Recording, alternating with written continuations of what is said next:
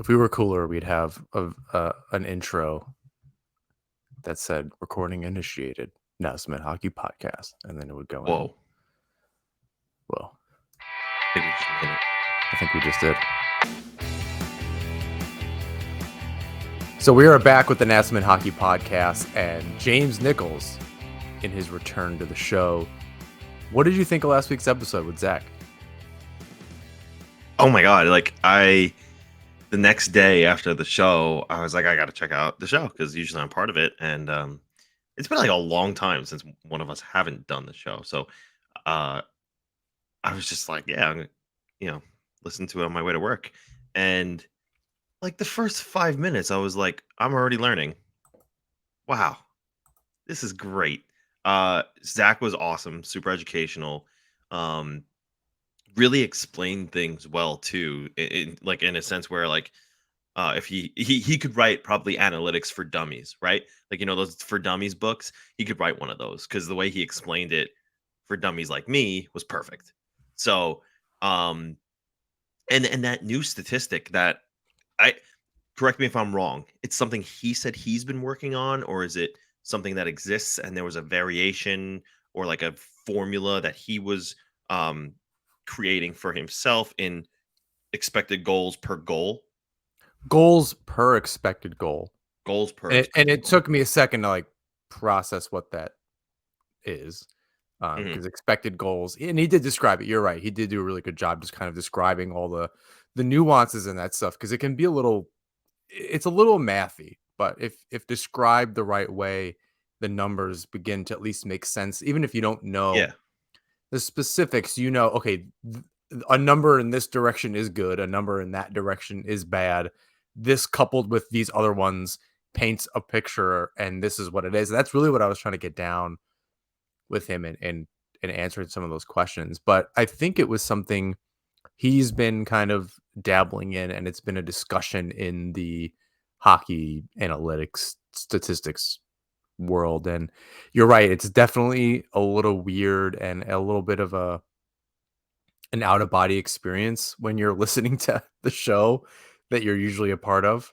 I think you've done that a couple times here and there. I've been traveling or something, and I'll turn it on, and it's just very weird to because I'll listen through and I'll skip around on us occasionally. I don't listen to the whole thing through, but I'll skip around just to make sure nothing's weird.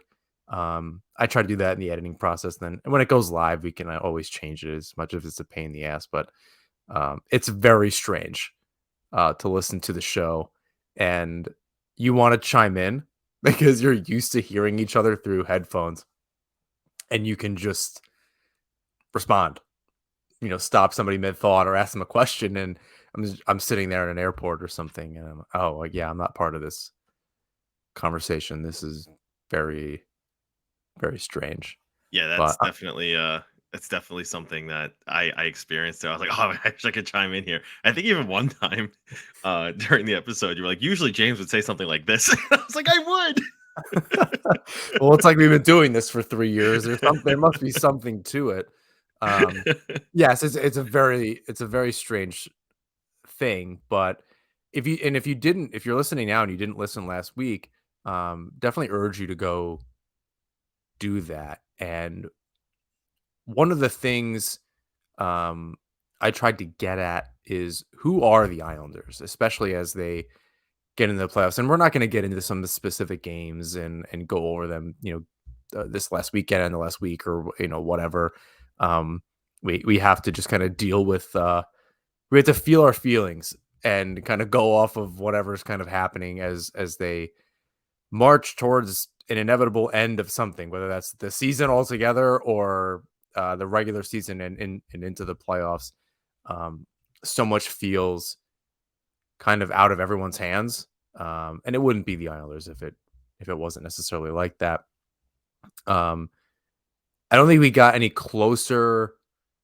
Uh, being that the team continues to be all over the place, eye test versus stats. That when you try to combine them, as we did last week with Zach, it's very confusing. And after a good start to the week, a convincing win against the Devils, and I do want to hear your thoughts on on that particular game, just because you know how the Devils have played really well this season. Obviously, second in the division for now. I don't know if they can catch the Hurricanes at this point.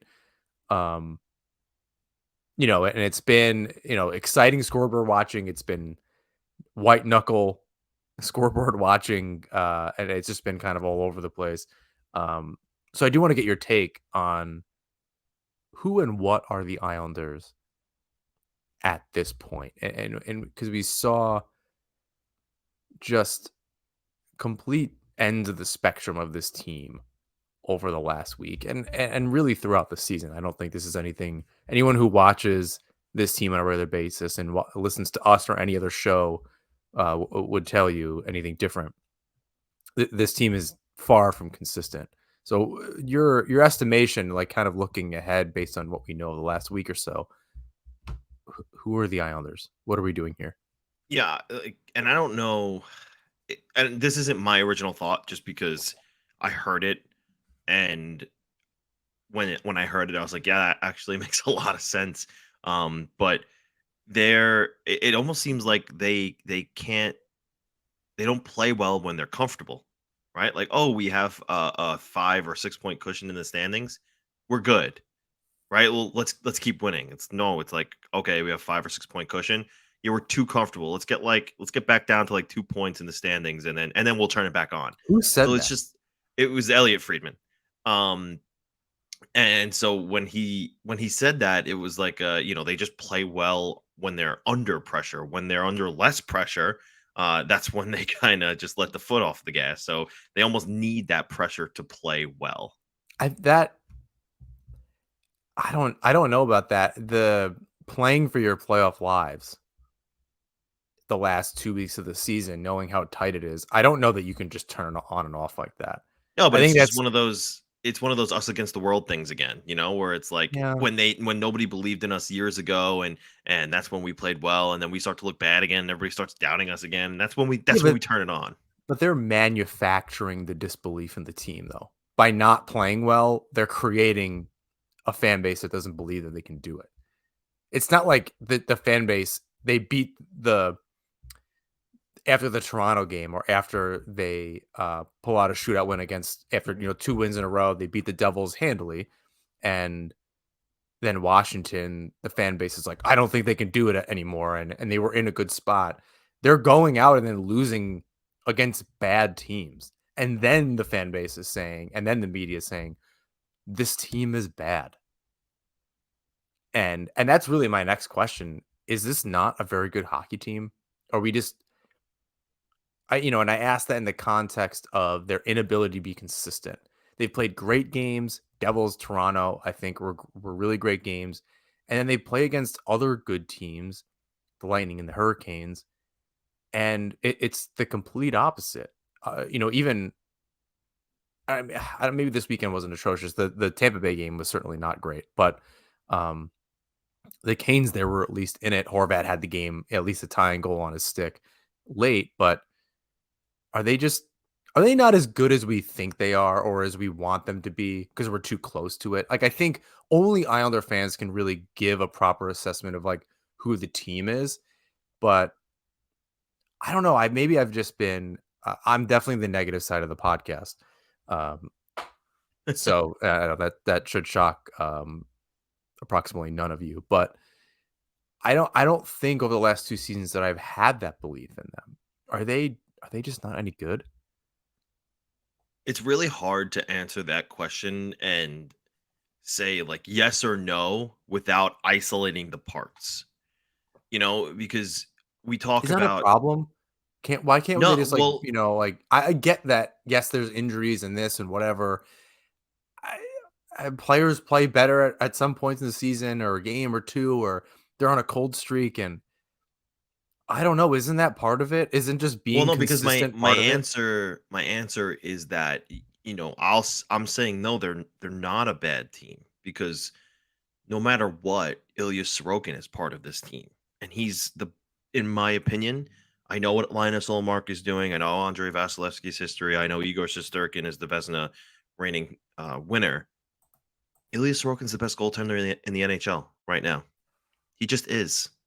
You look at his goals saved above expected, and Zach broke that down really well last week, where he's just making these saves that you anticipate to be a goal with these high danger chances that he's stopping.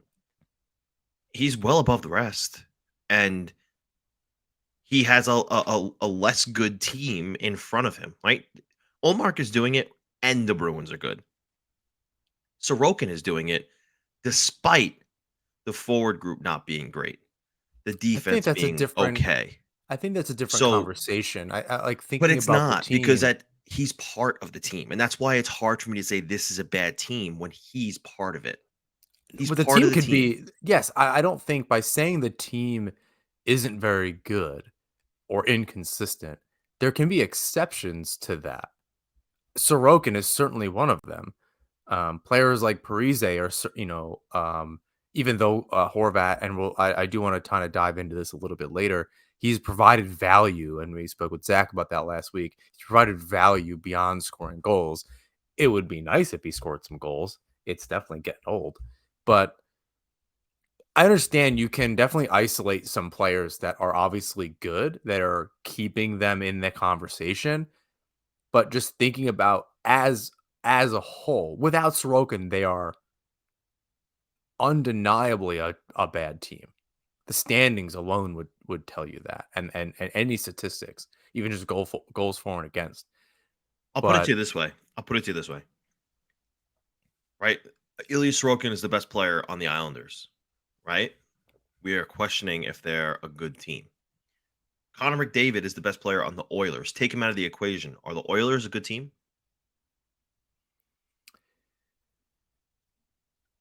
I understand that. I think they're in a much I don't know.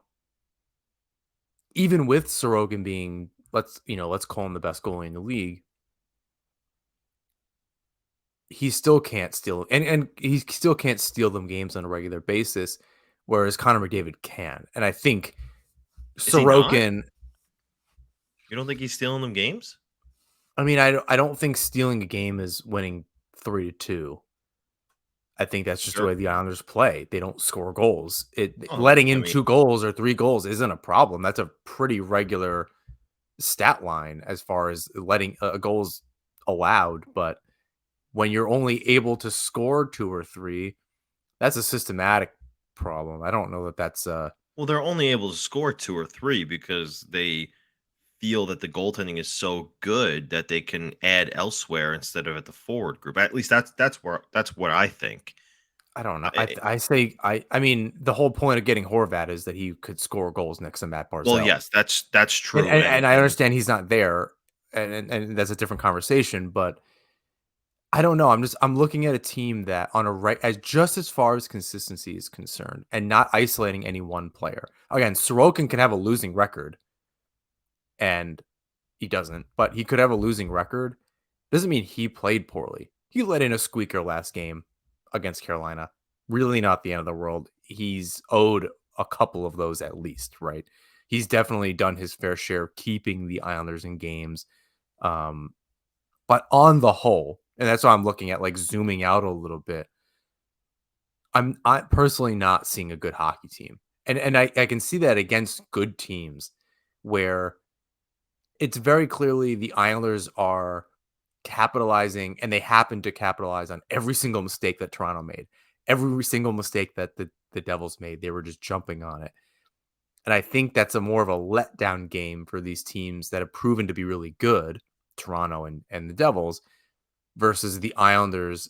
I didn't walk away from those games unhappy, but I wasn't like, man, those Islanders are really good. It was they did what they were supposed to do in the way that they do it.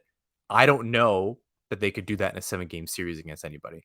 I know that's like the conversation that tends to happen. I don't know that to be true anymore. I don't know that I trust them with, although I wouldn't want to play the Islanders in a 7-game series. I hear that everywhere. I don't know if that's true.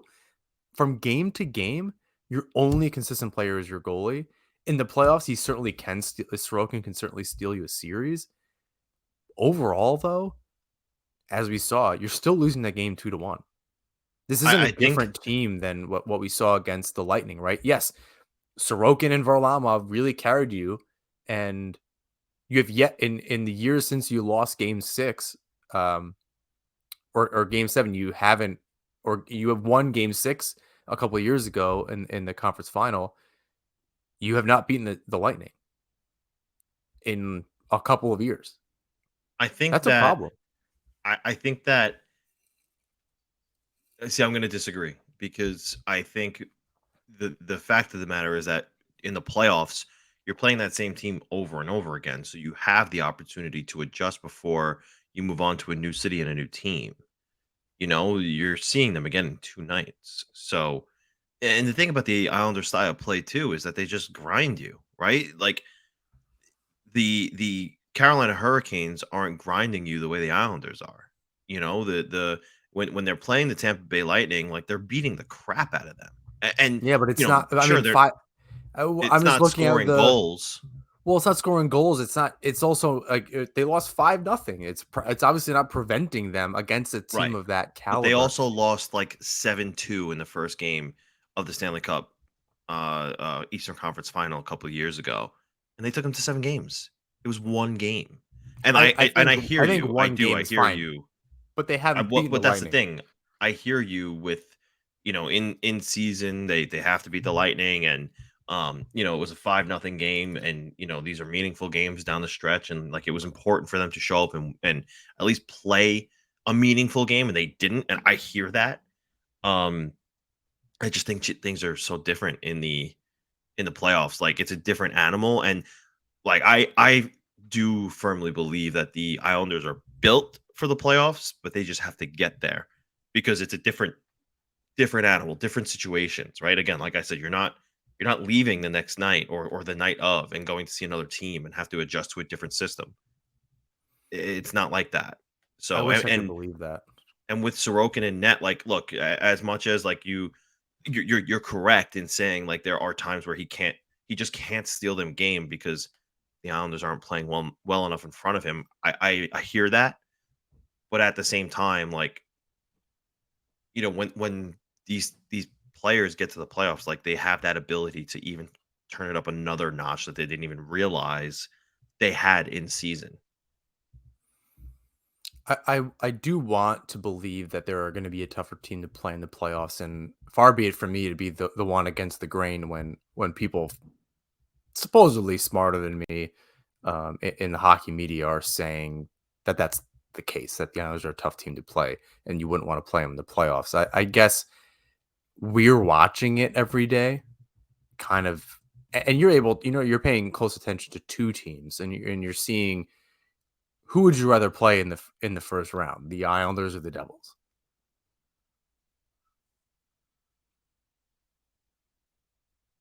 Uh, can I counter that with, it's interesting that we're talking about this because I was talking to another one of the Devils writers the other day, because the Devils are in this situation where they have the opportunity to leapfrog the Hurricanes and jump into first place.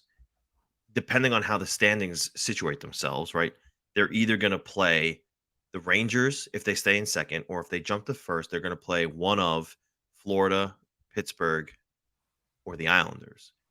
And the consensus amongst the group of Devils writers that I was talking to was they don't want to play the Islanders because in 2 out of 3 meetings this year, the Islanders proved to be too much for the Devils to handle with that style of play. So it really is like it's so matchup driven at this point. Like, who are they playing? What's their system? What works well for them? What works not great against them? The That's Devils, interesting. the Devils are not a team. I it's hard for me to say they're not They're a team. young and they're not tough. The Islanders are gonna come in, as you said, they're gonna Correct. grind, and However, they have that experience. The Devils can win if they're just quick. That's really the big thing the Islanders can't handle. What they showed the other night in that 5-1 victory was that the Islanders could just counter and play really tough in the neutral zone.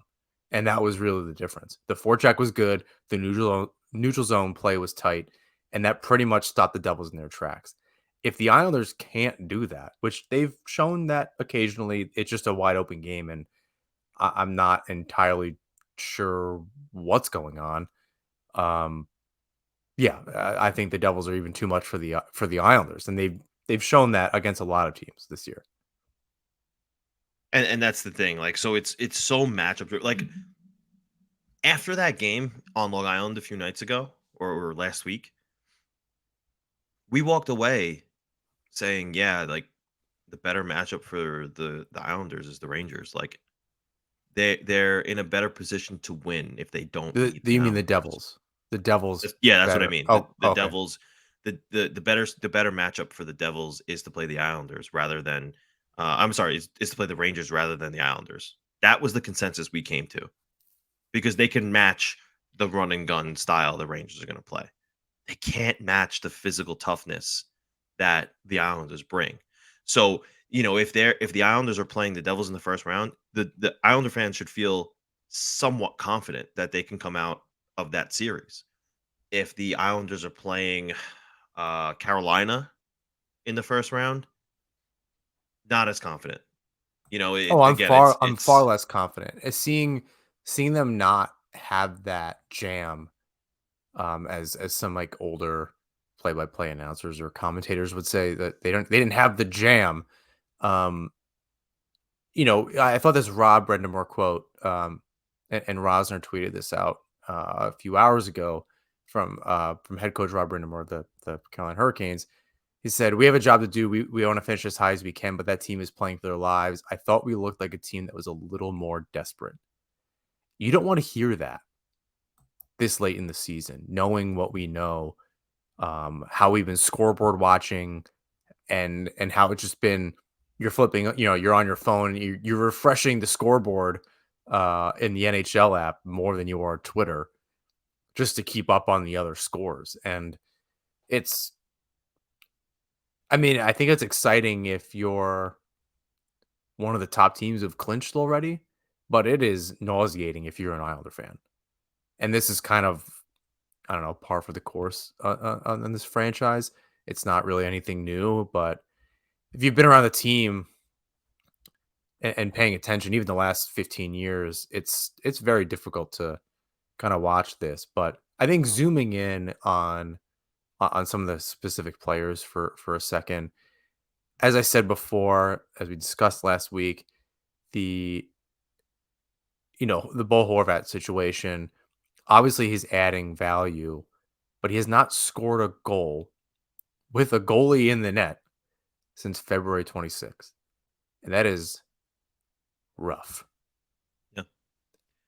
No, it is. And it's this crazy thing where, and I'm not comparing him to this player, but Josh Bailey is such a polarizing guy where he could do something spectacular one night or one shift and then something detrimental the next.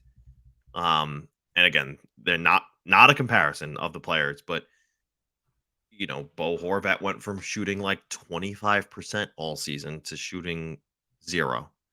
You're talking north and south pole here. Like it's bound to regress to the mean at some point. Like I've used this term before, and that typically does happen in But he's life. I'm like a not saying like I'm 16% shooter. So, no, like, you're right. dropping a little bit is fine, but just being this snake bitten, Yeah, eventually there's pressure, right? I think for a while it's okay to say, okay, he's adding value. And again, I said that in previous episodes. I think it's worn off for me a little bit.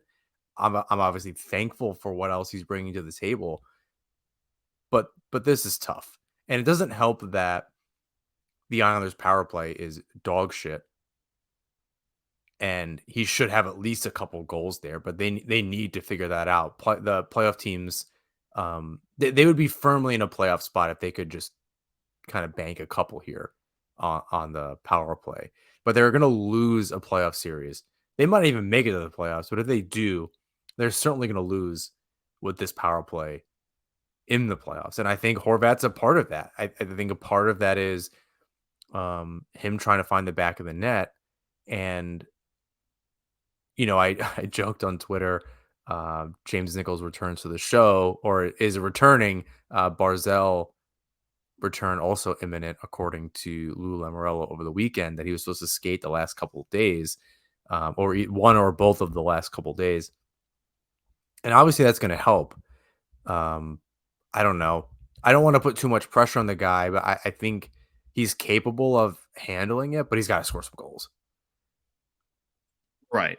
No, I hear that, and like you said, we're speculating if Barzell comes back soon. And look, they were clicking. There was so much chemistry there, and we asked the question earlier if this is a good team, and this was kind of the problem that they had before Bo Horvat was that they lose one guy and suddenly there's just a black hole in the lineup, and um they can't get their shit together. Although since Barzell's been down, their record is very good.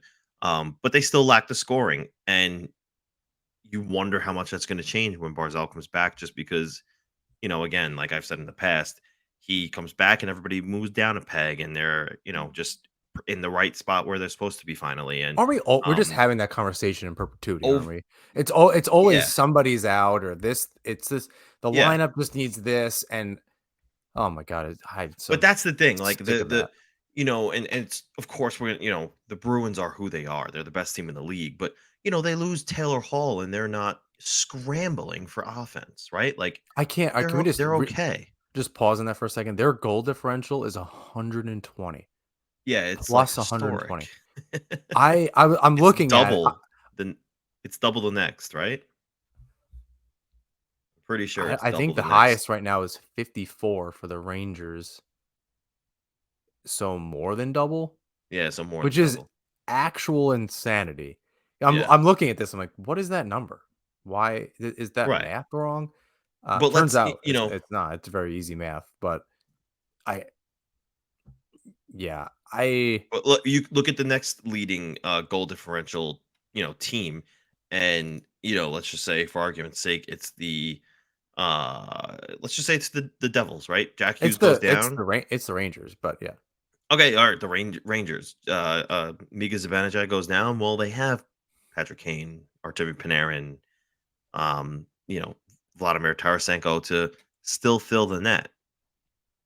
You know, the Islanders lose Matthew Barzell, and the entire rest of the team knows, okay, it's Brock Nelson and Bo Horvat. Just got to lock them down. We'll be fine. Natsman Hockey is brought to you by DraftKings. The biggest tournament in college basketball is underway, and the action is just getting started on DraftKings Sportsbook, one of America's top-rated sportsbook apps. Right now, new customers can bet just $5 on any pregame money line and score $150 in bonus bets if your team wins. Plus, combine multiple bets for a shot at an even bigger payout. DraftKings will be featuring parlays and odds boosts all tournament long, so be sure to check out the DraftKings Sportsbook app every day to see what they have in store. So download the DraftKings Sportsbook app now and sign up with code THPN. Right now, new customers can bet $5 on any pregame moneyline bet and get $150 in bonus bets if your team wins, only at DraftKings Sportsbook with code THPN. Minimum age and eligibility restrictions apply. See show notes for details. Well, it's frustrating because Parise and Fashing have cooled off. Engvall is still continuing to contribute one way or another. He did assist Yeah, on Pajot's goal, and he's got a nice little Islanders career here. but Um, that's exactly the point. Like you're talking about 38. Look, I love Zach Parise. He's fantastic for the contract he's on and the age he's at. But that's the point. He's 38 years old, oh right? no, I don't disagree.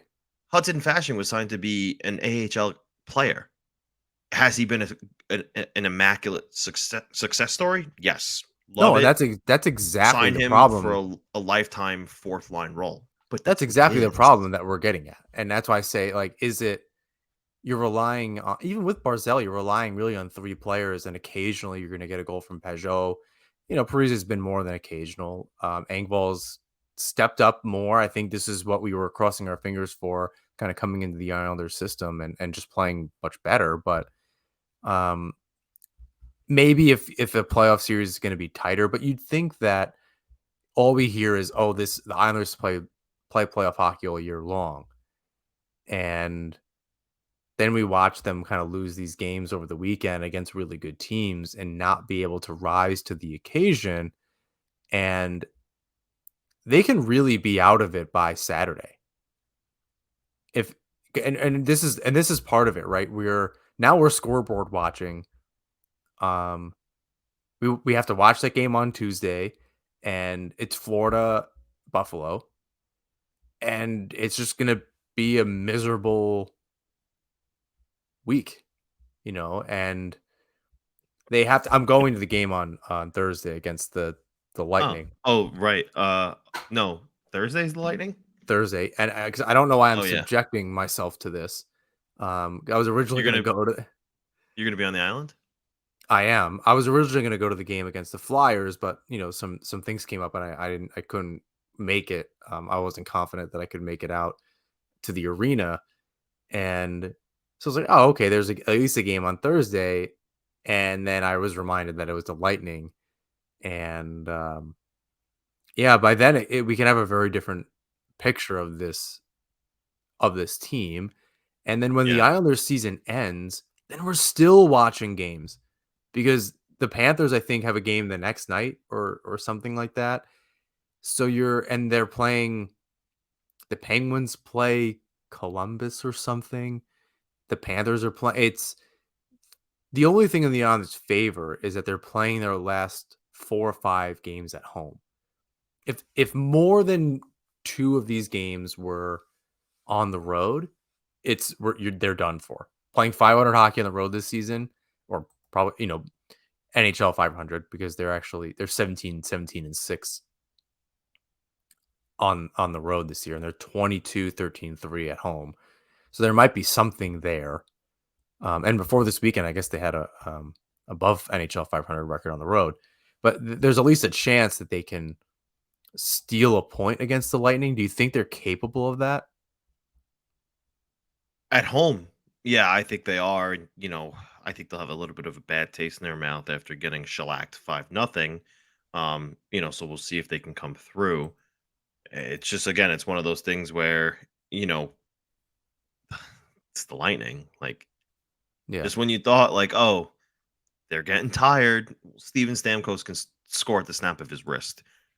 Braden Point, did you know he's gonna score 50 goals, by the way? Because he's gonna score 50 goals. It's like the quietest 50 goal season I've ever heard. Nikita Kucherov hit 100 points weeks ago. The quietest 100-point season I've ever heard. By I the don't way, know. if all Yeah. those guys don't score, you still have to beat Andre Vasilevsky. So Yeah, it's a that was my that's and thinking about if they can get even a point against the Lightning, it yeah. it makes it a lot easier. You go into those But last four look, games, but I'm not. I mean, the game against the Capitals is not a given, but none of those games are given.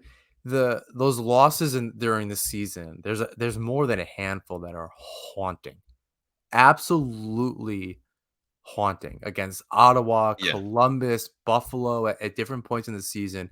And then you look at the schedule with no context. If you looked at the schedule for the end of the season, the only thing you knew is, oh, the Islanders are trying to clinch a spot and they're playing these teams to close the season. Oh, they got it in the bag. They could do that. All they got to do is get 5 or 6 points. Add in the context, absolutely not. yeah. Nothing. Well, Looking at this schedule, absolutely, because Lord knows they'll beat the Lightning. They'll lose to the Capitals in OT. They'll get 3 points out of the next 8 possible points and miss the playoffs by a point. They'll lose to Montreal and Philly. And those other losses throughout the year. Again, my argument all offseason before going to this year, as you remember probably, at least after I say it, was the difference between them and a playoff spot last year was 7 wins. right. That's not and they were decidedly better than a number of teams last year. They did play up to opponents and they could play down, and not a recipe that they just continue over time. But again, you're talking about even even just not very long ago. Like had they beat Buffalo and got the point against Columbus, we're in a different conversation. Even after losing these 2 games last weekend, we're having a different conversation about how do they how do they beat. I don't know. Maybe they only needed 3 points out of 8 to secure it. Yeah. If they win But I those, mean, get those other it, 3 points. Like it's crazy that we're here right now. I can't even sit here and talk about, oh, they're going to play down to their competition and not take care of the teams that they should because, just looking at last month, they beat Detroit 4-1. They beat Anaheim 6-3. They beat the Sharks 4-1. So it, it's just that there's no consistency even in losing. There's no Oh, consistency. I mean, that's my point the entire show. And to Mhm. the point where and I named the episode before we recorded just because I had something preparing for the worst, expecting nothing. Because I don't know what you're supposed to do with this team. I don't know how to be positive about them going into any of these games. I bought tickets. I willingly paid $80 a ticket, and You just went for oh, the you're just going for the Isles lab. kind of. That's gonna be very. That's gonna be kind of expensive as every time that I go, or I'm just gonna eat my way through it. Frankly, I think that's it. I gotta try some more stuff. I need that big chicken situation with the Blue Line Deli bagel. It's gonna be hard to stay away. And can I just say, I'm sure everyone has this experience. This is not unique. Purchasing tickets is so makes me like get so much agita when it's just like from a person. I really don't want to get scammed. And I hate that. Every once in a while someone will send me the tickets beforehand and then I can pay them. Even if I don't accept them, okay, I at least have a link. Like I can do it. Yeah, But the person I Blue and Orange Ticket Exchange on Facebook. If you're not part of that group and you need tickets, definitely join that.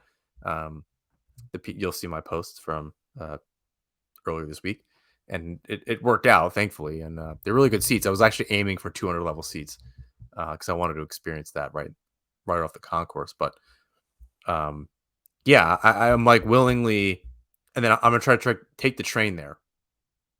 I'm gonna go for that experience. We'll see nice. if the hype. I'm worried about after the game. I think before is gonna be fine. After the game, I'm picturing it like the Jamaica transfer going to Brooklyn, or everybody racing to the train from the arena to Atlantic Avenue in Brooklyn when it was just if you didn't leave early or just Yeah, wait mayhem. 40 minutes.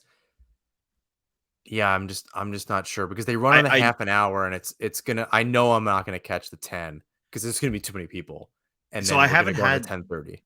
I haven't had this experience, so I don't know if it will be that way for the train. I just feel like they've done such a good job with having all of the traffic around the arena just be go go go that I don't anticipate you having a problem. I Yeah, think it's this just was well planned and thought out. Like I when I went Monday, um, the visiting media parks in a dirt lot like far away. But that's very funny. yeah, but um so do like the UBS arena employees, like they have a lot far away. But there's shuttles like constantly going. I'm talking like we left the arena after we were done writing at like midnight and constantly going where it was almost better than the walk back to your car. Like I got right on the shuttle and like it took me basically door to door to my car and we That's got in crazy. and we left. Yeah, it was so Do they I run more think trains on game days? We got way off track here, kind of, no pun intended. we But did. do we I'm not do sure. we because I think I saw a 9:30, a 10, and a 10:30. And unless you leave early during the game, which is entirely possible because they might be losing and I might be fed up. I might try to catch the 9:30, but it's still a 10-minute walk or so. And then there's a 10. Everyone's going to be trying to get that, even with shuttles.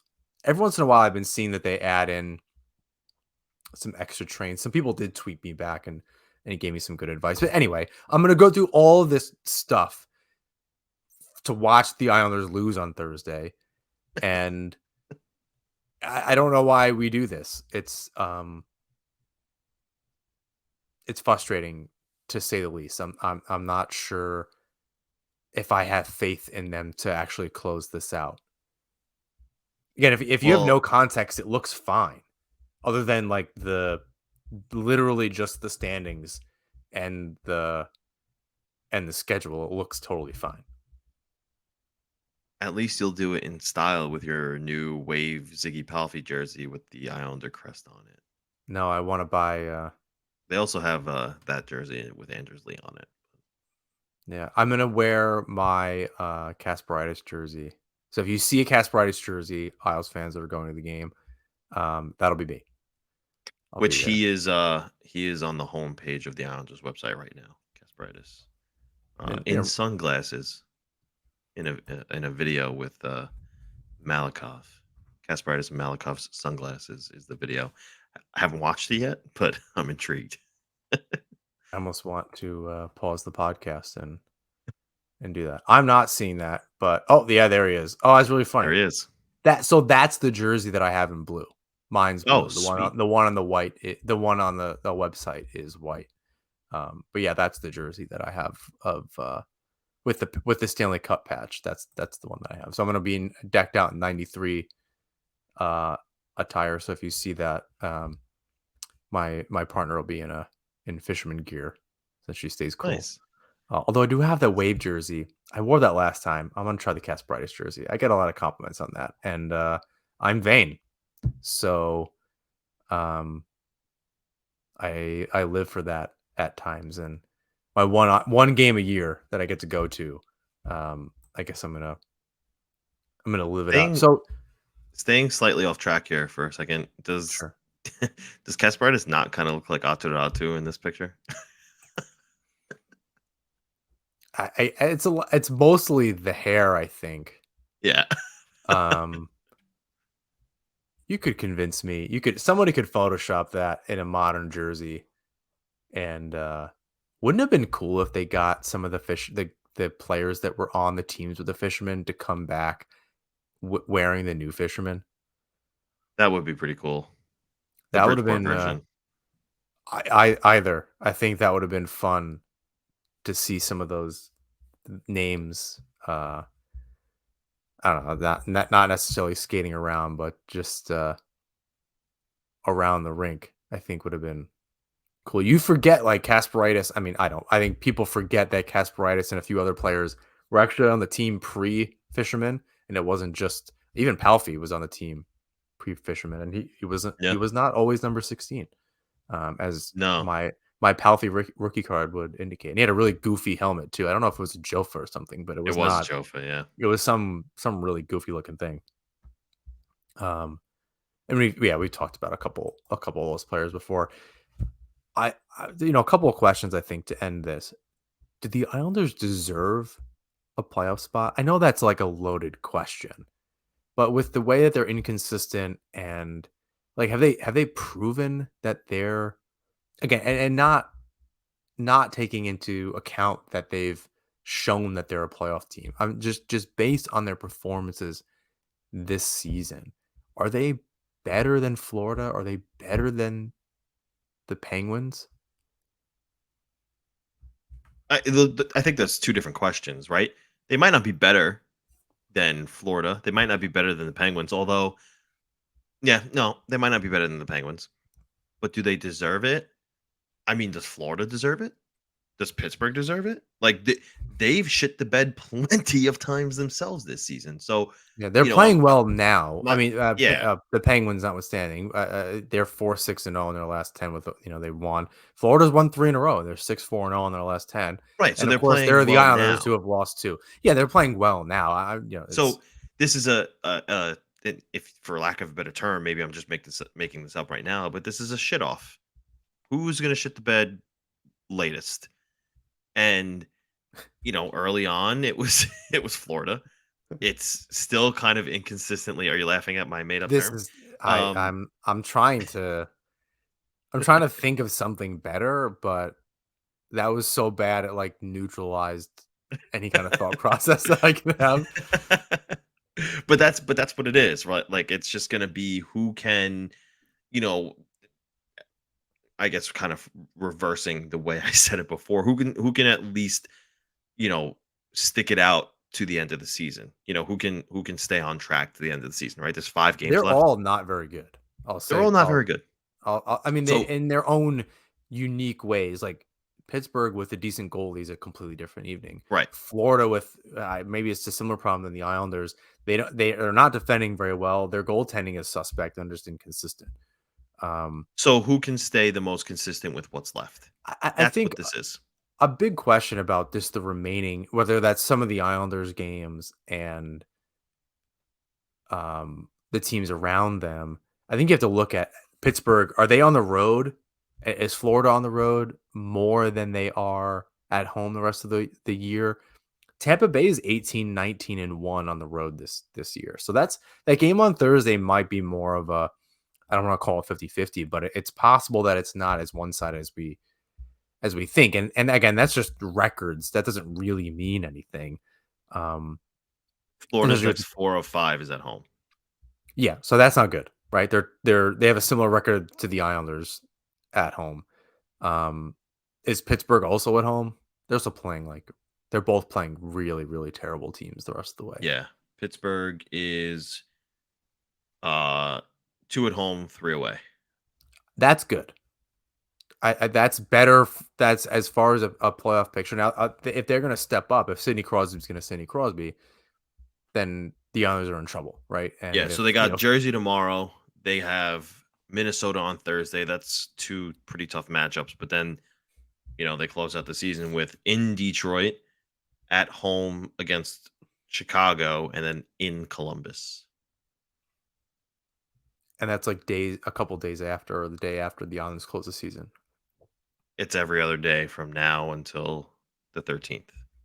Yeah, so the hardest part of this is going to be the Islanders shitting the bed and getting only 3 points in their next 4 games, and then having to wait to see if the Penguins and the Panthers also do the same thing, or So you're saying that the Islanders don't control their own fate. they certainly can. If they win 3 or 4, if they win out, they're golden. But if they get 3 or 4, I think they just need to it depends on when they do it. It is like I don't know if they can clinch. It really depends what the teams around them do. And that's what I'm saying, like, we're white knuckling our way through this. Um, it's awfully reminiscent of the Wade Dublowitz is a 2007 Easter, the second Easter epic, the Wade Dublowitz poke check against the Devils, um, to clinch the playoff berth. Um, was it 2007? That sounds right. Um, because I was at the other playoff game, the other regular season game against the Capitals when they clinched, and that game on Monday against the Capitals, maybe when they actually clinch. It really depends on what everyone does around them. But I feel like they could be out as early as Saturday, um, if they lose to the Capitals and they lose to the Flyers, and everybody else wins around them this week. We're looking at a pretty sad way to end the season, and not looking forward to the postmortem on that, um, in our podcast last week. We talked about Barzell. I do want to end with this question, and it's a little bit. It's obviously like we're speculating here, and um, I know I'm not super happy with him, but I do want to talk about Lane Lambert. If the others miss this season, is he back, or does Lamoriello, who's been known to make rash coaching decisions, and I'm kind of surprised he didn't do it this year to shake it up, given again the inconsistencies. But do you think he's back next year if they miss? Yeah, I have this feeling, um, you know, if they miss, I think Lamorello's out. And if Lamorello is out, I feel whoever comes in is going to want his own guy. If Lamorello is back, I think Lane is back. So I think it's a circumstance here. It comes down to what they do with Lou first. Which, by the way, did you see him shut down the question about his contract? That was interesting. It is. I'll say this, and I don't know. Did Lamerle have a press conference closer to the trade deadline or after the trade deadline after acquiring Horvat? I think it was just the Horvat one. I don't think he spoke much after Engvall. Engvall. So yes, I did see that. I think first of all, I thought it was funny that was on April Fool's Day. It would have been very off-brand, which would have made it twice as funny if Lamarelle just started answering the questions incorrectly and then saying April Fools and not answering the questions at all. Um, is Barzell coming back? Nah, he's done. Done for the year. April Fools. Okay, next question. It was funny though Um, that everyone had to clarify, like, this isn't a joke, like, this is really happening. but yes, I did hear that question. I did hear how he shut it down. My question is, and I like Andrew Gross. I don't understand the timing of the question, so I kinda I don't get think where that one was Lamoriello him. was. I don't Really? think it was him. Yeah. He asked about Varlamov. Yes, as That I'm was saying the about Varlamov and trading the goalie, sorry, that's what I meant. That's in my head, I said that as context. Yes, oh. embarrassing if we had a podcast. The the whole thing is literally a conversation out loud into a microphone, not in your head. Uh, I thought that was interesting, the timing of that question Yeah. by Gross, because so I understand kind of where Lamorello was coming from, like, where did that He come from? he It's literally been, went, like, "Where did that come over. from?" Yeah, no, yeah, he just and I rewatched it just before just to, like, make sure, I was remembering it correctly because I was also confused both times. Both times hearing that question, I didn't really get it. Be When was the trade deadline? A month ago?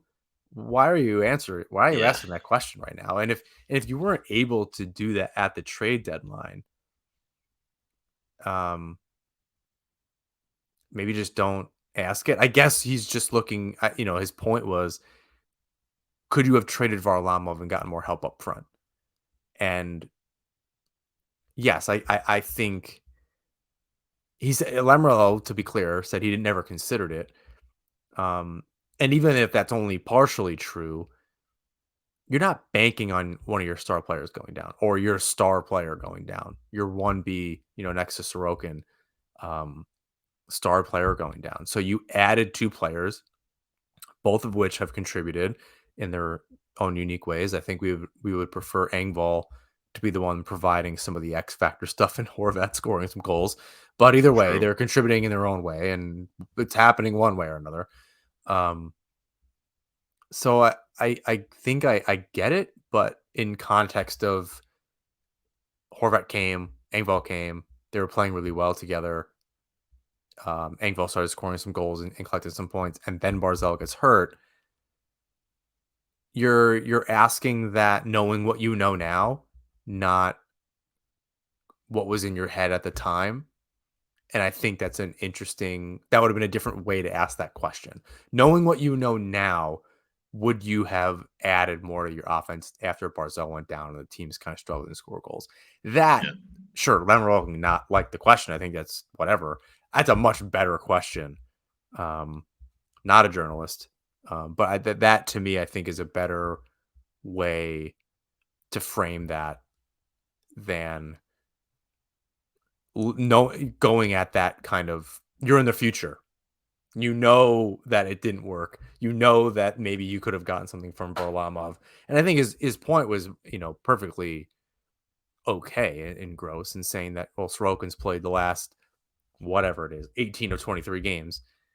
Sure, everyone expected that. You want to win most of those games. I think that's just what's happening. And Varlamov is also a good goalie, and you had any chance of winning or getting any points this last weekend, you need both your goalies. Even though Sorokin played 5 out of 6 periods, 4 out of 6 periods. It was Um, 5. and if they're winning that game, he doesn't play against the Canes. Varlamov just plays against the Canes, and that's just the end of it.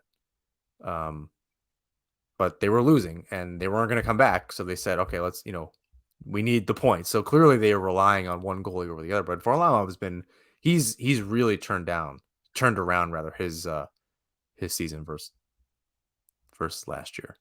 Yeah, exactly what you were saying. He needed to do all last year. Yeah, and just reversing his and I don't have his record in front of me, but yeah, I think he's turned it around just fine. And if Sorokin for whatever reason there's an issue in the playoffs, this tandem's been they've proven that it doesn't really matter who's in the net, and maybe they can win some hockey games, but definitely going to be a long week in between shows. This is our last regular season episode before the playoffs, so we'll know the Islanders' fate or where they land over the next week by the next time that we get behind the microphone. Um, any closing thoughts before we wrap it up here? No, it's just we're getting down to it. Like this season came and went. Like I can't believe how fast it's been. At the same Really, time, it's felt like forever, but it's also been fast. it's like that quote: "Life is short, but also terribly, awfully long." And that doesn't describe the Islanders' seasons in general, not just this year. Because even years they've made the playoffs, you're sitting there going, "How are they really?" Even though they made it all the way to the conference final against the Lightning in one year, then they start kind of sliding in the second one in that shortened Yeah. season. They don't make it easy. That's for sure.